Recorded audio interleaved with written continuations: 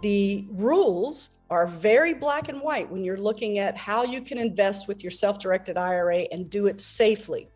So you don't want to just rush off like a cowboy or cowgirl out the wild, wild west of self-directed IRA investing without stopping to take the time to learn the rules. Do your homework, go to your seminars, your workshops, read the Internal Revenue Code. It's section 4975 of the Internal Revenue Code if you want to know what it is. Make sure you understand the rules. Don't count on very well-meaning staff at the self-directed IRA custodians because they cannot give you legal advice and they're not responsible if you mess up and blow up your IRA and are subject to taxes and penalties if and when that happens. So do your homework, learn the rules. And the reason it's so important to learn those rules is because under current law, if you do it wrong and you quote unquote blow up your IRA, the penalties are very severe. And I'm going to give you an example of what those penalties could be before we go on to the actual rules, because I want you to understand, really understand why it's so important for you to take these rules to heart and really understand them and make sure that you're following them when you invest with your self-directed IRA. So let me give you an example. One of the black and white prohibited transactions, which we're going to talk about later, is loaning money from your IRA to a disqualified party. And I'll teach you all about what a disqualified party is. But let's, for this example, my IRA, and it says Mary, but it's really, yeah, I'm going to loan from my IRA. I'm going to loan my son $100,000 from my IRA. My descendants are disqualified parties vis-a-vis my IRA. So if my IRA does a deal with them, it has to be, I have to be clear that it is not a prohibited transaction under Code Section 4975 of the Internal Revenue Code. And we're going to talk about those rules in a minute. But my son Will is a disqualified party. And one of the prohibited transactions is that my IRA cannot lend money to a disqualified person.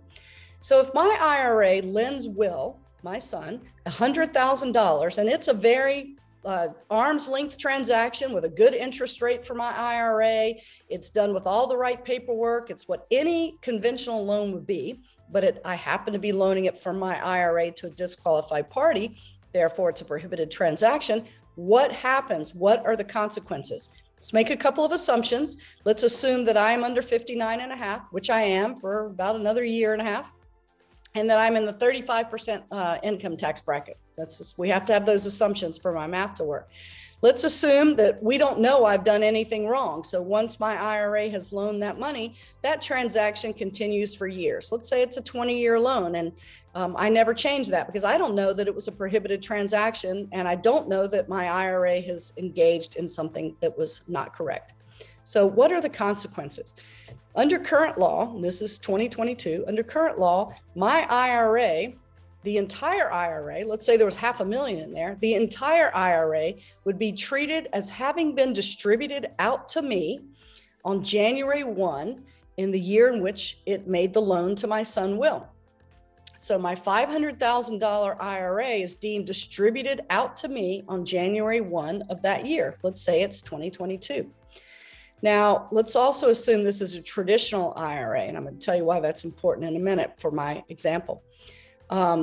Remember that I said that the traditional IRA, when money comes out, it is subject to income taxes at that point because it was tax deferred, not a tax-free account. So when that IRA is deemed being distributed out to me, that just dumps another $500,000 of income into my name. Actually, for my example, let's assume that the IRA is only $100,000 because that's how I did the math. So let's assume that it's a $100,000 IRA that loaned all of its money to my son Will. So when that IRA is deemed distributed to me, it is if $100,000 of phantom income just got added to my income tax return. And if I'm in the 35% bracket, that's $35,000 in additional income taxes I have to pay, not including any additional income taxes if that extra $100,000 bumped me up into a higher tax bracket. And now I'm paying higher taxes on the rest of my income. So let's just go back to my example. $100,000 is treated as being distributed out to me. That's $35,000 in income tax. I'm under 59 and a half, which is the earliest age for distribution without penalty.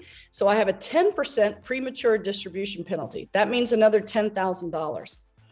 Will, because he's a disqualified party, will owe a 15% excise tax. So that's $15,000.